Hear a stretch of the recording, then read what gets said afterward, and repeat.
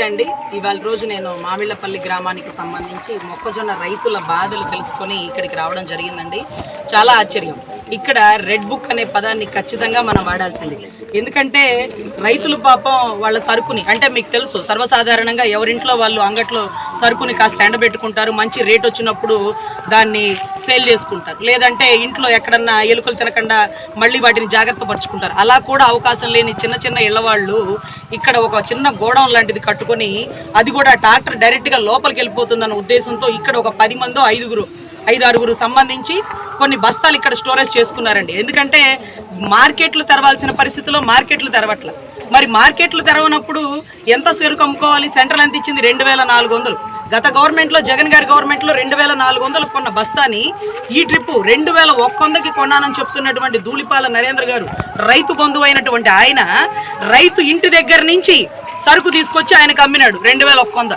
రైతు ఇంటి దగ్గర నుంచి ఎంత ఖర్చు ఉంటుందండి? మొన్న మధ్య డీజిల్ పెట్రోల్ కూడా ఆపేసినారు పాపం ఆ టైంలో. లేకపోతే హమాలి ఎంత అవుతుంది, లేకపోతే చెక్ పోస్ట్ దగ్గర కట్టే సెస్ ఎంత అవుతుంది, లేకపోతే సరుకు ఎత్తడానికి దించడానికి ఎంత అవుతుందండి? వీటన్నిటికి కలుపుకొని బస్తాకి వాళ్ళకి గిట్టుబాటు అయింది 1700. గిట్టుబాటు అయితే ఎక్కువ అండి. సో 1700. అదే మార్కెట్కి ఇచ్చేస్తే 2400. అలా ఇవ్వకుండా కొన్ని లక్షల బస్తాలు ఆయన గోడౌన్లో పెట్టుకున్నారు. దేనికోసం? మొక్కజొన్న రైతుల మీద ప్రేమ కోసం కాదండి. ఆయన సంగం డైరీకి ముడి సరుకు కోసం పాపం కొనుక్కున్నారు. మరి ఆయన రైతు బంధువు ఎలా అయిపోయారో, ప్రతిజ్ఞ చేస్తూ ఆయన రైతు బంధువు అని ఎలా చెప్పించుకుంటున్నాడో. ఒక మంచి చేసి, అంటే కుడి చేతికి చేసిన మంచిని ఎడం చేతికి కూడా చెప్పుకోరు కదా. కానీ కళ్ళ ముందు ప్రతిజ్ఞ చేసి నేను రైతు బంధువునని చెప్పించుకోవడం, గ్రీన్ కలర్ కండువాలు కప్పించుకోవడం, అదొక దౌర్భాగ్యం. సరే పోనీలేండి, ఆయనంటే రైతు బంధువు అయ్యాడు ఆయన కోసం. మరి కుప్పం ఎమ్మెల్యే గారు, మంగళగిరి ఎమ్మెల్యే గారు, పిఠాపురం ఎమ్మెల్యే గారు, వీళ్ళందరూ ఎందుకు సరుకు కొనలా? అసలు మార్కెట్ సరుకు ఎందుకు తెరవలా?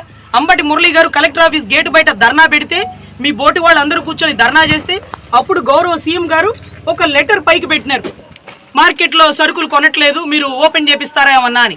అంటే అంతకుముందు వరకు మీకు అక్కర్లేదా? ధూళిపాల నరేంద్ర సంగం డైరీలో 1,00,000 బస్తాలు ఉన్నాయి, నువ్వు కొనుక్కున్నావు. 1650 రైతు గిట్టుబాటు అవుతుంది. నీ బ్రోకర్కి 150 రూపాయలు 200 ఇస్తున్నావు. బస్తాలు కట్ చేసుకుంటున్నావు. ఎప్పుడు ఎత్తుడు దింపుడు కూలి అంటున్నావు, ట్రాన్స్పోర్ట్ అంటున్నావు, నువ్వు 2100 రాసుకుంటున్నావు. అంతేకాదు, నువ్వు చేస్తున్నటువంటి అక్రమాలు రికార్డులతో సహా నిరూపిస్తాను. జగ్గైపేటలో గోడౌన్ ఉంది, సూర్యాపేటలో గోడౌన్ ఉంది. లక్షలాది బస్తాలు అక్కడ నిల్వ చేసి నీ మిత్రుడైన రేవంత్ రెడ్డి ప్రభుత్వంలో 2400 మద్దతు ధరకు పొన్నూరు నియోజకవర్గం ఆంధ్రప్రదేశ్ సంపద అంతా తెలంగాణకు నువ్వు అమ్ముకుంటున్నావు, కోట్లకు తీస్తున్నావు. నువ్వు దళారీ మాఫియాలకు గ్యాంగ్ లీడర్ నువ్వే నువ్వే నువ్వే. ఈ గ్రామంలో నువ్వు చిచ్చు పెట్టడానికి నువ్వు ప్రయత్నం చేస్తున్నావు. సరే, నువ్వు ఏదైనా భరిస్తా, మెడకాయ కోసినా భరిస్తా, చెంపదెబ్బలు కొట్టిన భరిస్తా, ఒంటి మీద కొరడాతో కొట్టిన భరిస్తా. 2400 తెలుగుదేశం, జనసేన, వైసీపీ ఏ రైతన్నా కూడా 2400కు నువ్వు కొనిపించు. ఇది 4-5 సంవత్సరాలకి 6 సంవత్సరాల క్రితం జగన్మోహన్ రెడ్డి గారు ఇచ్చిన రేటు. ఇది ఇప్పుడు తెలంగాణ ప్రభుత్వంలో కొంటున్న రేటు, కర్ణాటక ప్రభుత్వంలో కొంటున్న రేటు.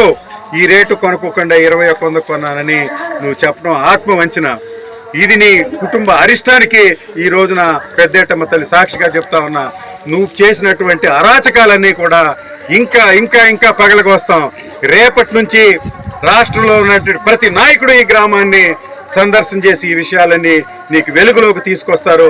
ఈ మామళ్ళపల్లి గ్రామం నిన్ను వెందంటే 6 పర్యాయాలు నేను రాకముందు నీకు ఓట్లేసింది. అలాంటి గ్రామానికి నువ్వు చిచ్చుబెట్టి ద్రోహం చేయాలనుకుంటున్న వ్యక్తి నువ్వు కనుక ఇది నీ అరిష్టానికే వచ్చిందని ఇందు మూలంగా నిన్ను హెచ్చరిక చేస్తూ, ఎప్పటికైనా గోడౌన్ తెరిపించి రజనీ గారు చెప్పినట్లుగా ఎంఆర్ఓతో మాట్లాడినట్టుగా వెంటనే సరుకిచ్చి వారు అమ్ముకుని కూలీలకు డబ్బు కట్టుకోవాల్సిన పరిస్థితి ఉంది. ఎస్సీ ఎస్టీ కేసు వెంటనే విత్డ్రా చేయకపోతే ఎంఆర్ఓ మీద ఆమెన్నట్టు ప్రైవేట్ కంప్లైంట్ ఇచ్చి వ్యక్తిగతంగా అధికారులను కూడా దీనిలో ఈ కేసుల్లో పెట్టే అవకాశాలు ఉన్నాయి. ధూళిపాల నరేంద్ర మోచేతి నీరు తాగొద్దని మీ అందరికీ హెచ్చరిక చేస్తూ, ఈ గ్రామానికి ఎంతో ప్రేమగా వచ్చి ఈ కష్టంలో పాలు పంచుకున్నందుకు రజనమ్మకు గ్రామస్తుల తరపున ప్రత్యేకమైన ధన్యవాదాలు తెలియజేస్తూ సెలవు తీసుకుంటాను. మొత్తం 14 మంది కాపు రైతులు, అందులో ఐదుగురు కాపు అక్కా చెల్లెళ్లపై